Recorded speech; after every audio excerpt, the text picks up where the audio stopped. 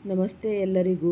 Lucky life ಟಿಪ್ಸ್ಗೆ ನಿಮಗೆಲ್ಲರಿಗೂ ಸ್ವಾಗತ. ನನ್ನ ಆತ್ಮೀಯ ಕುಂಭರಾಶಿಯವರೇ, ದೊಡ್ಡ ಶುಭ ಸುದ್ದಿ. ನಾನು ಇಂದು ಹೇಳಲಿರುವ ಈ ಶುಭ ಸುದ್ದಿಯನ್ನು ಗಮನದಿಂದ ಕೇಳಿದರೆ ಈಗ ನಮ್ಮ ಮೇಲೆ ಈ ಒಂದು ಧನಲಕ್ಷ್ಮಿಯ ಕೃಪೆ ಸುರಿಯುವುದು ಖಂಡಿತ. ನಿಮಗೆ ತಾನೇ ತಿಳಿದು ಬರುತ್ತೆ. ಕುಂಭರಾಶಿಯವರೇ ಸಿದ್ಧರಾಗಿ, ಏಕೆಂದರೆ ಮನೆಯ ಹೊರಗೆ ಈ ಒಂದು ಡೊಳ್ಳು ಮತ್ತು ಈ ನಗಾರಿ ಬಾರಿಸುವ ಸಮಯ ಬಂದಾಯಿತು. ನೀವು ಸರಿಯಾಗಿ ಕೇಳುತ್ತಿದ್ದೀರಿ. ನಿಮಗೆ ಅಷ್ಟು ದೊಡ್ಡ ಶುಭ ಸುದ್ದಿ ಸಿಗಲಿದೆ. ಅದನ್ನು ನೋಡಿ ನೀವು ಸಂಪೂರ್ಣ ಪರಿವಾರ ಸಂತೋಷದಿಂದ ಕುಣಿಯಲಿದೆ. ಈ ಮಾಹಿತಿಗಾಗಿ ಹೇಳುವುದಾದರೆ, ನಿಮ್ಮ ಅದೃಷ್ಟ ಏಕಾಏಕಿ ತಿರುಗಿ ಬೀಳಲಿದೆ. ಮುಂದಿನ 24 ಗಂಟೆಗಳು ನೀವು ನಿಮಗೆ ಈ 2000 ವರ್ಷ ಹಳೆಯ ಖಜಾನೆ ದೊರೆಯಲಿದೆ ಎಂದು ಸೂಚನೆ ಇದೆ.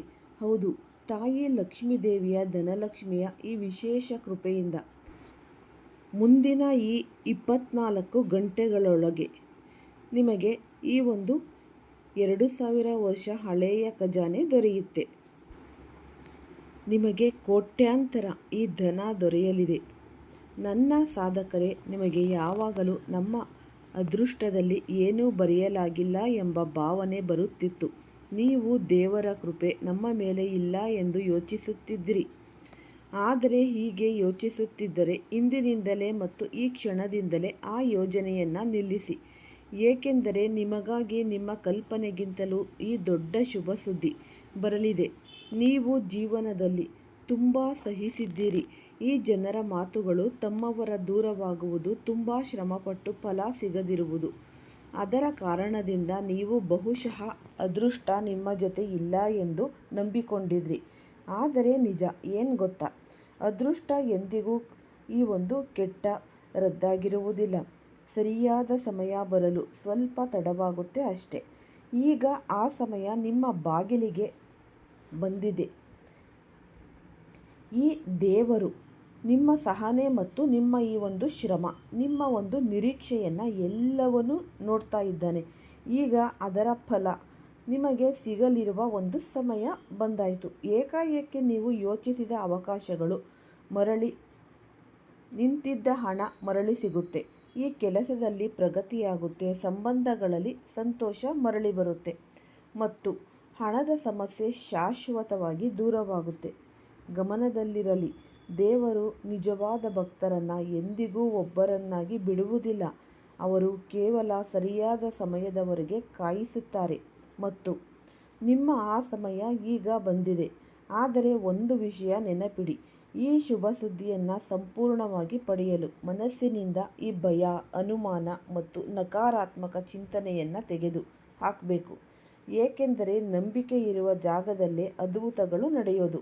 ನಿಮಗೂ ಒಳ್ಳೆಯ ಸಮಯ ಈಗ ಆರಂಭವಾಗಲಿದೆ ಎಂದು ನಂಬಿಕೆ ಇದ್ದರೆ ಈ ಕಮೆಂಟ್ ಬಾಕ್ಸ್ನಲ್ಲಿ ಓಂ ಶನೇಶ್ವರಾಯ ನಮಃ ಅಂತ ನೀವು ಹಾಕಿ. ಈ ವಿಡಿಯೋವನ್ನು ಫಸ್ಟಿಂದ ಹಿಡಿದು ಕೊನೆ ತನಕ ಸ್ಕಿಪ್ ಮಾಡ್ದಲೇ ನೋಡಿದ್ರೇ ನಿಮಗೆ ಉಪಯುಕ್ತವಾದ ಮಾಹಿತಿ ಸಿಗೋದು.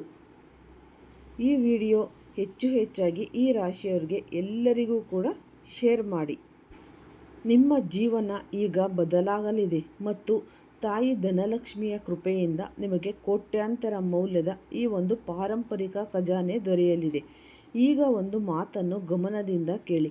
ನಿಮ್ಮ ಜೀವನದಲ್ಲಿ ಇಷ್ಟು ದುಃಖ, ಕಷ್ಟ, ಅಡಚಣೆಗಳು ಮತ್ತು ತೊಂದರೆಗಳು ಹೇಗೆ ಹೆಚ್ಚುತ್ತಿದ್ದವು ಎಂದು ನೀವು ಎಂದಾದರೂ ಯೋಚಿಸಿದ್ದೀರಾ?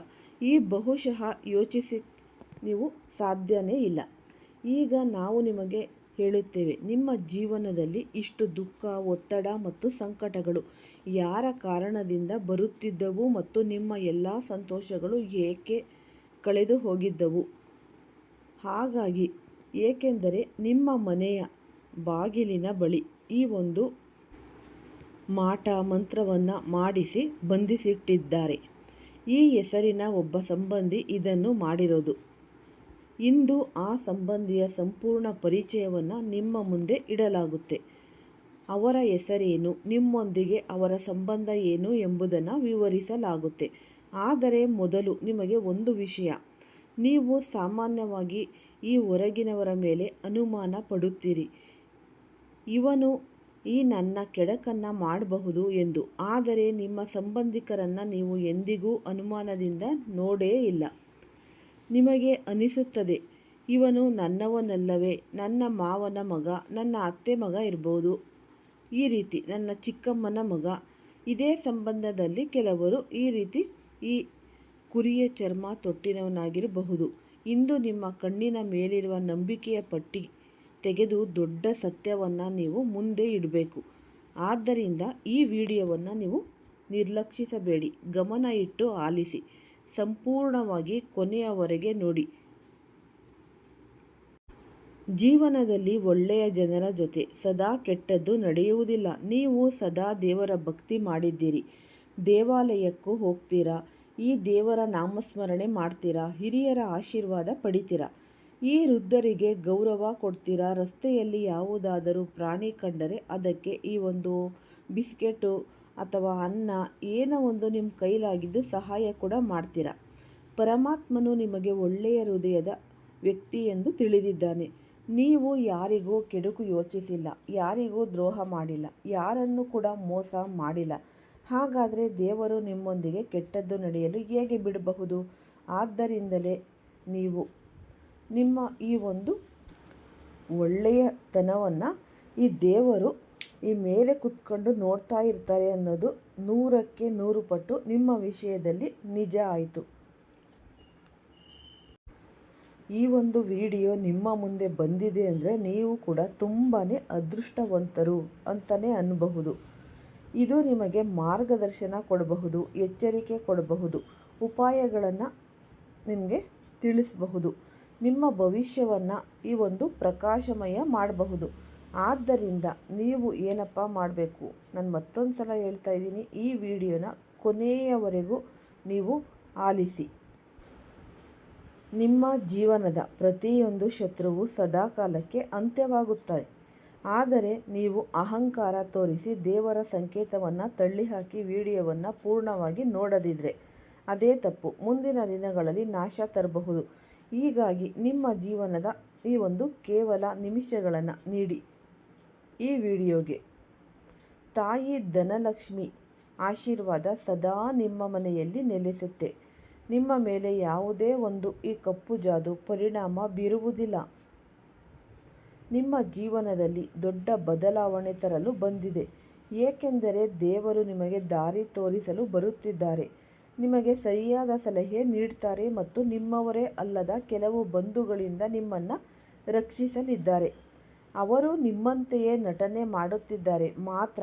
ಅವಕಾಶ ಸಿಕ್ಕಾಗ ನಿಮ್ಮ ಮನೆಯ ಬಾಗಿಲಿಗೆ ಅಪಾಯವನ್ನು ಇವರು ಕಟ್ಟುಬಿಡುತ್ತಿದ್ದಾರೆ, ಏಕೆಂದರೆ ಅವರಿಗೆ ಈ ಕಪ್ಪು ಜಾದು ಕೂಡ ಚೆನ್ನಾಗಿ ಗೊತ್ತಿದೆ.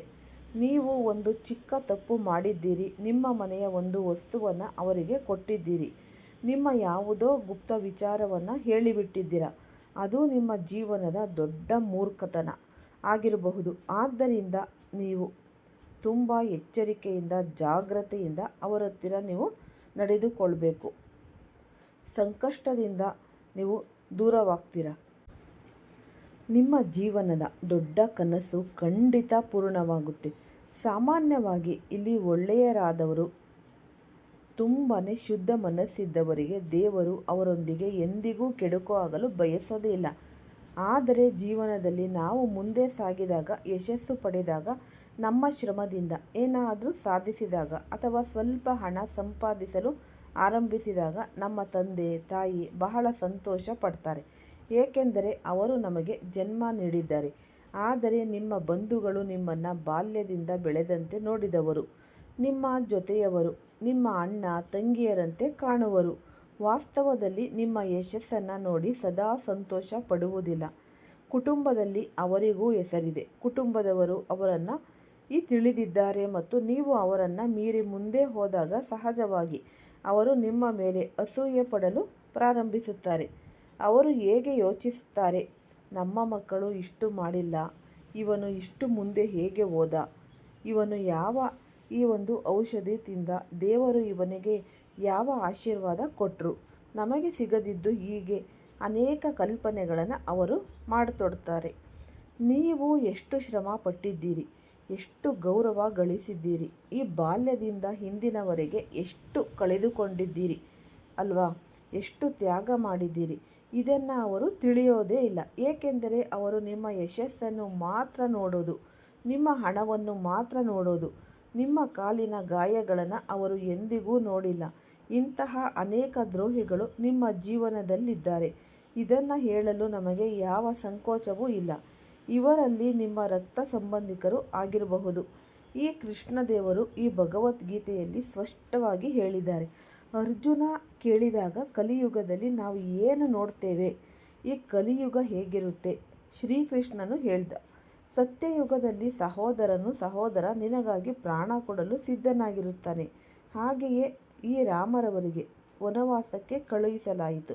ಅದರ ಹಿಂದಿನ ಉದ್ದೇಶ ಈ ಒಂದು ಭರತನಿಗೆ ಸಿಂಹಾಸನ ಒಪ್ಪಿಸುವುದಾಗಿತ್ತು.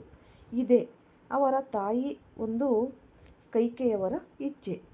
ಆದರೆ ಈ ಭರತ ತಿಳಿದಾಗ ಅವರ ಅಣ್ಣ ಯಾರು ಸಹಜ ಅಣ್ಣನೂ ಅಲ್ಲ, ಬೇರೆ ತಾಯಿಯ ಮಗ ಅಲ್ವಾ? ಹಾಗಾಗಿ ಕಾಡಿನಲ್ಲಿ ವಾಸ ಮಾಡುತ್ತಿದ್ದಾರೆ, ವನವಾಸ ಅನುಭವಿಸುತ್ತಿದ್ದಾರೆ. ಖುದ್ದಾಗಿ ಊಟ ಮಾಡೋದು, ತಾವೇ ತಿನ್ನೋದು. ಇದರಿಂದ ಭರತನಿಗೆ ತುಂಬ ದುಃಖ. ಈ ರಾಜ ಮಹಲನ್ನು ತ್ಯಜಿಸಿ ಅಯೋಧ್ಯೆಯಿಂದ ಕೆಲವು ಕಿಲೋಮೀಟರ್ ದೂರದಲ್ಲಿ ಸ್ವತಃ ಒಂದು ಗುಡಿಸಲು ಕಟ್ಟಿಕೊಂಡು ಈ ಭಗವಾನ್ ಶ್ರೀರಾಮ ಅವರು ವನವಾಸ ಮುಗಿಯುವವರೆಗೆ ಅದೇ ರೀತಿಯಲ್ಲಿ ಜೀವನ ನಡೆಸಿದ್ರು ಈ ಭರತ. ಒಂದು ಸತ್ಯಯುಗ ಇತ್ತು ಆಗ. ಈಗ ಸಹೋದರಿಗಾಗಿ ಪ್ರಾಣ ತ್ಯಾಗಕ್ಕೂ ಸಿದ್ಧನಾಗುತ್ತಿದ್ದ. ಆದರೆ ಈ ಕಲಿಯುಗ ಅಲ್ವಾ? ಈ ಭಗವಾನ್ ಶ್ರೀಕೃಷ್ಣರು ಹೇಳ್ತಾರೆ, ಕಲಿಯುಗದಲ್ಲಿ ಸಹೋದರನ ಪ್ರಾಣ ತೆಗೆದುಕೊಳ್ಳಲು ಸಿದ್ಧನಾಗಿರ್ತಾನೆ. ಇದೇ ಒಂದು ಕಾರಣ ಜನರು ಮುಂದಿನ ದಿನಗಳಲ್ಲಿ ದುಃಖ ಅನುಭವಿಸುತ್ತಾರೆ. ಈ ಸಮಯದಲ್ಲಿ ಗಮನದಿಂದ ಕೇಳಿ, ಶತ್ರುವನ್ನು ಹೇಗೆ ಗುರುತಿಸುವುದು ನೋಡಿ. ಈಗ ನಾನು ನಿಮಗೆ ಈ ಒಂದು ಕೆಲವಷ್ಟು ಸೂಚನೆಗಳನ್ನು ಹೇಳ್ತೇನೆ. ಅವುಗಳಲ್ಲಿ ಈ ನಿಮಗೆ ಕಂಡುಬಂದ ಸೂಚನೆಗಳು ನಿಮ್ಮ ವಿರುದ್ಧ ಏನು ತಪ್ಪಾಗಿವೆ ಎಂದು ಅರ್ಥ ಮಾಡಿಕೊಳ್ಳಿ. ನಿಮ್ಮ ಹೆಸರನ್ನು ಹೇಳುತ್ತಾ ಯಾರಾದರೂ ಮರು ಸೀನುವುದೇ ಅಥವಾ ನಿಮಗೆ ಏಕಾಏಕಿ ಚಳಿ ಹಿಡಿಸುವುದೇ ಗಮನದಿಂದ ಕೇಳಿ. ನೀವು ಎಲ್ಲಿಯಾದರೂ ಕುಳಿತಿದ್ರಾ, ಪಾರ್ಟಿಯಾಗಲಿ, ಸಂಬಂಧಿಕರ ಮನೆಯಾಗಲಿ, ಈ ಹೊಸ ಸ್ನೇಹಿತರ ಬಳಿ ಇರಲಿ, ಈ ನೆರೆಹೊರೆಯವರ ಬಳಿ ಇರಲಿ, ನಿಮ್ಮ ಹೆಸರನ್ನು ಹೇಳುತ್ತಾ ಯಾರಾದರೂ ಮರು ಸೀನುತ್ತಿದ್ದರೆ ಮತ್ತು ನಿಮಗೆ ಏಕಾಏಕಿ ಈ ಚಳಿ ಅನುಭವವಾಗಿಸುತ್ತಿದ್ದರೆ ಇದು ಒಂದು ಸಾಮಾನ್ಯ ಸೂಚನೆ ಅಲ್ಲ. ಅದನ್ನು ಲಘುವಾಗಿ ತೆಗೆದುಕೊಳ್ಬೇಡಿ. ಸೂಚನೆ ಅಂದರೆ ಕಾಲುಗಳಲ್ಲಿ ಭಾರವಾಗಿರುವ ಅನುಭವ ಅಥವಾ ಕನಸಿನಲ್ಲಿ ಕತ್ತಲೆ, ನದಿ, ಸ್ಮಶಾನ ಕಾಣುವುದು. ಇದು ಸಾಮಾನ್ಯ ಸಲಹೆ ಅಲ್ಲ, ಸೂಚನೆಯೂ ಅಲ್ಲ. ಇದು ನಿಮ್ಮ ಎಚ್ಚರಿಕೆ ನೀಡುವ ಒಂದು ಸಂಕೇತ. ಈ ಸೂಚನೆ ಅಂದ್ರೆ ಒಂದು ವ್ಯಕ್ತಿ ಮತ್ತೆ ಮನಸ್ಸಿಗೆ ಬರುವುದು ಪದೇ ಪದೇ. ಅದೇ ಒಂದು ಕಾರಣ ಮಾತ್ರ ಅರ್ಥವಾಗದಿರುವುದು. ಈ ಕುಂಭರಾಶಿಯವರಿಗೆ ಈ ಎಲ್ಲ ಸೂಚನೆಗಳು ಹೇಳುವುದೇನೆಂದರೆ ಇಷ್ಟೇ: ಪಡುವ ವ್ಯಕ್ತಿಯೊಬ್ಬನು ನಿಮ್ಮ ಪ್ರಗತಿಯನ್ನು ತಡೆಯಲು ಪ್ರಯತ್ನಿಸುತ್ತಿದ್ದಾನೆ. ಆದ್ದರಿಂದ ಎಲ್ಲಿಯಾದರೂ ಈ ಸೂಚನೆಗಳು ನಿಮ್ಮಲ್ಲಿ ಕಂಡುಬಂದರೆ ಅಲ್ಲಿ ಎಚ್ಚರಿಕೆಯಿಂದ ನಡೆದುಕೊಂಡು ಹಿಂತಿರುಗಿ. ಈ ಸಮಯದಲ್ಲಿ ನಿಮ್ಮ ಮೇಲೆ ಹಲವಾರು ರೀತಿಯ ಪ್ರಭಾವ ಬೀರುವ ಪ್ರಯತ್ನಗಳು ನಡೆಯಬಹುದು. ಮಾತಿನಿಂದ ಆಗದಿದ್ದರೆ, ನಡೆನುಡಿಗಳಿಂದ ಆಗದಿದ್ದರೆ ನಿಮ್ಮ ಮೇಲೆ ಕಪ್ಪು ಜಾದು ಮಾಡುವ ಪ್ರಯತ್ನವೂ ಮಾಡಬಹುದು. ಆದರೆ ಬ್ರಹ್ಮಾಂಡವೇ ನಿಮಗೆ ಈ ಮೊದಲೇ ಸೂಚನೆ ನೀಡುತ್ತಿದೆ. ನೀವು ನಿಮ್ಮ ಈ ಒಂದು ಭಾಗ್ಯಶಾಲಿತನದ ಸಂಕೇತ ಗಮನದಿಂದ ಕೇಳಿ. ಈಗ ಪ್ರತಿಯೊಂದು ಶತ್ರುವು ಕೈಯಿಂದಲೇ ಹಾನಿ ಮಾಡೋಲ್ಲ. ಕೆಲವರು ನಿಂಬೆಹಣ್ಣಿನ ಫೋಟೋ, ಹೆಸರು ಇವುಗಳನ್ನು ಬಳಸಿಕೊಂಡು ನಕಾರಾತ್ಮಕ ಶಕ್ತಿಯನ್ನು ಕಳುಹಿಸಿ ನಿಮ್ಮ ಒಳಗಿನ ಶಕ್ತಿಯನ್ನು ದುರ್ಬಲಗೊಳಿಸೋದು ಪ್ರಯತ್ನ ಮಾಡ್ತಾರೆ. ಹಲವಾರು ಬಾರಿ ನೀವು ನೋಡಿರಬಹುದು, ಒಬ್ಬ ವ್ಯಕ್ತಿ ತನ್ನ ಜೀವನವನ್ನು ಬಹಳ ಚೆನ್ನಾಗಿ ನಡೆಸುತ್ತಾ ಇರ್ತಾನೆ ಅವನು. ಆದರೆ ಇಲ್ಲಿ ಏಕಾಏಕಿ ಅವನ ಜೀವನದಲ್ಲಿ ದುರ್ಘಟನೆ ಅನ್ನೋದು ಸಂಭವಿಸುತ್ತೆ. ಕೆಲವೊಮ್ಮೆ ಅಕಾಲಿಕ ಮರಣನೇ ಸಂಭವಿಸಬಹುದು. ಅವನ ಪರಿಶ್ರಮ, ಪ್ರಯತ್ನ ಎಲ್ಲವೂ ನೀರಿನಲ್ಲಿ ಕರಗಿದಂತಾಗುತ್ತೆ. ಯಾವುದಾದರೂ ವ್ಯವಹಾರ ಆರಂಭಿಸಿದಾಗ ಅದು ಚೆನ್ನಾಗಿ ನಡೆಯುತ್ತೆ. ಆದರೆ ಒಂದು ಸಮಯದಲ್ಲಿ ಸಂಪೂರ್ಣ ವ್ಯವಹಾರ ಕುಸಿದು ಹೋಗುತ್ತೆ ಮತ್ತು ಮನೆತನದಲ್ಲಿ ಈ ದುಃಖದ ಒಂದು ವಾತಾವರಣ ಸೃಷ್ಟಿಯಾಗುವುದು. ಜನರು ಈ ಎದುರುಮುಖವಾಗಿ ಅಲ್ಲ, ಹಿಂಬದಿಯಿಂದಲೇ ಹೊಡೆತ ಅನ್ನೋದು ಕೊಡೋದು. ಆದ್ದರಿಂದ ಈ ಸಮಯದಲ್ಲಿ ನಿಂಬೆ, ಅರಿಶಿಣ, ಫೋಟೋ, ಹೆಸರು ಇವುಗಳ ಮೂಲಕ ನಿಮ್ಮನ್ನು ಈ ರೀತಿ ಮಾಡಲು ಕೆಲವರು ಯತ್ನಿಸಬಹುದು. ಕುಂಭರಾಶಿಯವರು ತುಂಬಾ ಸರಳ ಸ್ವಭಾವದವರು ಆಗಿರೋದ್ರಿಂದ ಬೇಗ ಗುರಿಯಾಗ್ತಾರೆ. ಆದರೆ ಭಯಪಡುವ ಅವಶ್ಯಕತೆ ಇಲ್ಲ, ಏಕೆಂದರೆ ಈ ಒಂದು ಗ್ರಹಣದ ನಂತರ ಮೇಲಿಂದಲೂ ರಕ್ಷಣೆ ಇದೆ. ನಿಮ್ಮ ಮೇಲೆ ಈ ಒಂದು ಶಿವ, ಚಂದ್ರದೇವ, ಸೂರ್ಯದೇವ ಮತ್ತು ಶನಿದೇವ ಅವರ ಆಶೀರ್ವಾದವಿದೆ. ಏಕೆಂದರೆ ಏನಾದರೂ ಸಂಭವಿಸುವ ಮೊದಲು ನಿಮಗೆ ಸೂಚನೆ ದೊರೆಯುತ್ತೆ. ನಿಮ್ಮ ಮನಸ್ಸೇ ಹೇಳುತ್ತೆ ಏನೋ ಒಂದು ಕೆಟ್ಟದ್ದು ಆಗಬಹುದು ಅಥವಾ ಈ ಒಳ್ಳೆಯದು ಆಗಬಹುದು ಅಂತ. ಈ ಸಮಯದಲ್ಲಿ ನಿಮ್ಮ ಮನಸ್ಸಿನಲ್ಲಿ ಯಾವುದೇ ಒಂದು ರೀತಿಯ ಪ್ರಶ್ನೆ ಬಂದರೂ, ಯಾವುದೇ ಭಾವನೆ ಇದ್ದರೂ ಅದನ್ನು ಲಘುವಾಗಿ ತೆಗೆದುಕೊಳ್ಬೇಡಿ. ಮನೆಯಿಂದ ಹೊರಡುವ ಮೊದಲು ನೀವು ಆದಷ್ಟು ಓಂ ನಮಃ ಶಿವಾಯ ಅಂತ ಪಠನೆ ಮಾಡಿ ಹೋಗಿ. ಏನೋ ನಿಮಗೆ ಯಾವುದು ಮಂತ್ರ ಬರುತ್ತೆ ಸುಲಭವಾಗಿ ಅದನ್ನು ನೀವು ಸ್ವಲ್ಪ 11 ಬಾರಿ ಜಪಿಸಿ ಹೊರಟರೆ ಯಾವುದೇ ಶಕ್ತಿಯು ನಿಮ್ಮನ್ನು ಸೋಲಿಸೋಕ್ಕೆ ಆಗೋದೇ ಇಲ್ಲ. ಈ ದುಷ್ಟಶಕ್ತಿ. ಈಗ ನಿಮಗಾಗಿ ಒಂದು ದೊಡ್ಡ ಶುಭವಾರ್ತೆ ಇದೆ. ನೀವು ಬಹಳ ದಿನಗಳಿಂದ ಕಾಯುತ್ತಿದ್ದ ವಿಷಯಕ್ಕಾಗಿ ಚಂದ್ರಗ್ರಹಣದ ನಂತರ ನಿಮಗೆ ಈ ಕುಂಭರಾಶಿಯವರಿಗೆ ಮಂಗಳ ಯೋಗ ನಿರ್ಮಾಣವಾಗ್ತಾ ಇದೆ. ಯಾರಾದರೂ ಒಬ್ಬ ವ್ಯಕ್ತಿಯ ಹಣ, ಈ ಒಂದು ಸಡಗರ ಯಾವುದಾದರೂ ಈ ನಿಧಿಯಲ್ಲಿ ಸಿಲುಕಿಕೊಂಡಿದ್ದರೆ, ಎಲ್ಲಾದರೂ ಹಣ ಈ ಒಂದು ನೀವು ಹಾಕಿ ಅದು ಕೂಡ ಸಿಲುಕಿಕೊಂಡಿದ್ದರೆ, ಅಥವಾ ಯಾರಿಗಾದರೂ ಸಾಲವಾಗಿ ಕೊಟ್ಟ ಹಣ ಮರಳಿ ಸಿಗದೇ ಇದ್ದರೆ ಅದು ಮರಳಿ ಸಿಗುವ ಸಾಧ್ಯತೆ ಇದೆ. ಅಕಸ್ಮಾತ್ ಲಾಭದ ಯೋಗ ನಿರ್ಮಾಣವಾಗುತ್ತಿದೆ. ಶತ್ರುಗಳ ಸೋಲು ಸಂಭವಿಸುತ್ತೆ. ಈ ಮಾನಗೌರವ ಹೆಚ್ಚಾಗುತ್ತೆ. ಈ ವಿಶೇಷವಾಗಿ ನೋಡೋದಾದರೆ ಈ ಉದ್ಯೋಗ ಬದಲಾಯಿಸಲು ಬಯಸುವವರು, ಈ ಕೋರ್ಟ್ ಕಚೇರಿ ವಿಚಾರಗಳಲ್ಲಿ ಸಿಲುಕಿದ್ದವರು, ದೀರ್ಘಕಾಲದಿಂದ ಕಷ್ಟ ಅನುಭವಿಸುತ್ತಿರುವವರಿಗಾಗಿ ಈ ಸಮಯ ದೈವಿಕ ಸಹಾಯವನ್ನು ತರುತ್ತೆ. ಈ ಸಮಯದಲ್ಲಿ ಈ ಒಂದು ಪರಿಹಾರವನ್ನು ಮಾಡುವುದು ತುಂಬಾ ಮುಖ್ಯ. ನೀವು ಬಯಸಿದರೆ ಯಾರು ನಿಮ್ಮನ್ನು ಹಾನಿ ಮಾಡಬಾರ್ದು. ನಿಮ್ಮ ಜೀವನದಲ್ಲಿ ಮಂಗಳವಾಗಲಿ, ತುಂಬ ಹಣ ಸಂಪಾದಿಸಲಿ, ನೀವು ಕೈ ಹಾಕಿದ ಎಲ್ಲ ಕೆಲಸವೂ ಯಶಸ್ವಿಯಾಗಲಿ. ಹಾಗಾಗಿ ಮುಂದಿನ ದಿನಗಳೊಳಗೆ ಚಂದ್ರಗ್ರಹಣದ ನಂತರ ಆಗಿರೋ ದಿನಗಳಲ್ಲಿ ಈ ಬುಧವಾರ ಆಗಿರ್ಬೋದು, ಈ ರೀತಿ ಶನಿವಾರ ಆಗಿರಬಹುದು, ಯಾವ ಪರಿಹಾರ ಮಾಡಬೇಕು ಅಂದರೆ ಆದಷ್ಟು ನೀವು ಈ ಒಂದು ಒಳ್ಳೆಯ ಪರಿಹಾರ ಮಾಡಬಹುದು. ತುಂಬ ಸುಲಭವಾಗಿರುವ ವಿಧಾನ. ಸ್ವಲ್ಪ ಅರಿಶಿಣ, ಒಂದು ನಿಂಬೆ ಮತ್ತು ಮಣ್ಣಿನ ದೀಪ, ಸಾಸಿವೆ ಎಣ್ಣೆ ಈ ಸಾಮಗ್ರಿಗಳನ್ನು ತೆಗೆದುಕೊಂಡು ಶನಿವಾರ ಅಥವಾ ಬುಧವಾರ ಸೂರ್ಯಾಸ್ತದ ನಂತರ ದೀಪದಲ್ಲಿ ಸಾಸಿವೆ ಎಣ್ಣೆಯನ್ನು ಹಾಕಿ ಅರಿಶಿಣದಿಂದ ದೀಪದ ಮೇಲೆ ಓಂ ನಮಃ ಶಿವಾಯ ಎಂದು ಬರೆಯಿರಿ. ನಂತರ ನಿಂಬೆಯನ್ನು ನಿಮ್ಮ ತಲೆಯ ಮೇಲಿಂದ 7 ಬಾರಿ ತಿರುಗಿಸಿ ತೆಗೆದುಕೊಂಡು ನಂತರ ದೀಪ ಹಚ್ಚಿ ಹೀಗೆ ಹೇಳಿ: ನನ್ನ ಪ್ರಗತಿಯನ್ನು ತಡೆಯುತ್ತಿರುವವರ ಶಕ್ತಿ ನಾಶವಾಗಲಿ ದೇವರೇ, ನನ್ನ ರಕ್ಷಣೆಯಾಗಲಿ. ಇದು ಹೇಳಿ ನಿಂಬೆಹಣ್ಣನ್ನು ನೀವು ಈ ಒಂದು ರಸ್ತೆಯಲ್ಲಿ ಒಂದು 3 ರಸ್ತೆ ಅಂತ ಇರುತ್ತೆ, 3 ದಾರಿ ಅಂತ, ಅಲ್ಲಿ ನೀವು ಹಾಕಿ ತುಳಿದು ಬಿಟ್ಟು ನಂತರ ಹಿಂತಿರುಗಿ ನೋಡಬೇಡಿ, ನೇರವಾಗಿ ಮನೆಗೆ ಬನ್ನಿ. ಬಂದ ಮೇಲೆ ಏನು ಮಾಡಬೇಕು, ಈ ಕೈ ಕಾಲು ನೀವು ತೊಳೆದುಕೊಂಡೇ ಮನೆಯ ಒಳಗಡೆ ಹೋಗಬೇಕು. ಹೀಗೆ ಮಾಡೋದ್ರಿಂದ ನಿಮ್ಮ ಜೀವನ ಬದಲಾಗಿ ಅದೃಷ್ಟ ಕೂಡಿ ಬಂದು ನಿಮ್ಮ ಜೀವನದಲ್ಲಿ ನೀವು ಸುಖ, ಶಾಂತಿ, ನೆಮ್ಮದಿ ಕಾಣ್ತೀರ. ಎಲ್ಲರಿಗೂ ಧನ್ಯವಾದಗಳು.